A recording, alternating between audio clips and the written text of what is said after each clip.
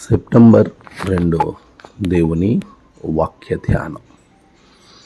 నీతిమంతుల మార్గము అంతకంతకు తేజరిల్లును. సామెతలు 4:18. మన ప్రభు అయిన యేసుక్రీస్తు నామములో మీ అందరికీ ఈ ఉదయం శుభములు తెలియజేస్తూ ఉన్నాను. ప్రియులారా, దేవుని వాక్యం మనలను ఎప్పుడు కూడా సంతోషంగా ఉంచుతూ ఉంది. ఇలాంటి గొప్ప వాక్య ధ్యానాలు మనలను దేవునిలో బలపరుస్తూ ఉండగా మనము ఆయన వాక్యాన్ని చేతపట్టి ముందుకు వెళ్ళే వారంగా ఉండాలి. ప్రియులారా, దేవుని వాక్యాన్ని మనం గమనించినప్పుడు తేజరిల్లడం, అభివృద్ధి చెందటం గురించి ఈరోజు చాలా చక్కగా ప్రభు మనతో మాట్లాడుతూ ఉన్నాడు. చాలాసార్లు మనము అత్యధికంగా ఆలోచించేది అభివృద్ధి పొందాలి, మనము అంతకంతకు ఉన్నత స్థాయికి వెళ్ళాలి అని ఆలోచిస్తూ ఉంటాం.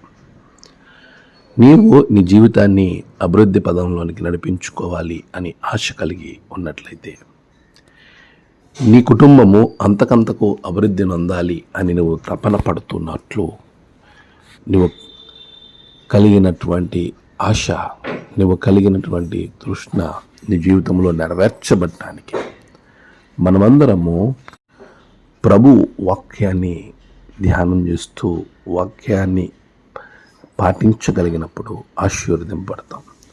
నీతిమంతుల మార్గము ఎప్పుడు కూడా తేజరిల్లుతుంది.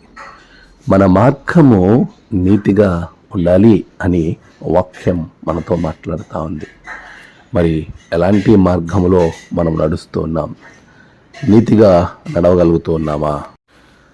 మన మార్గములను ప్రభువుకి అప్పగించినప్పుడు ఆ మార్గము నీతిగా ఉండగలుగుతుంది.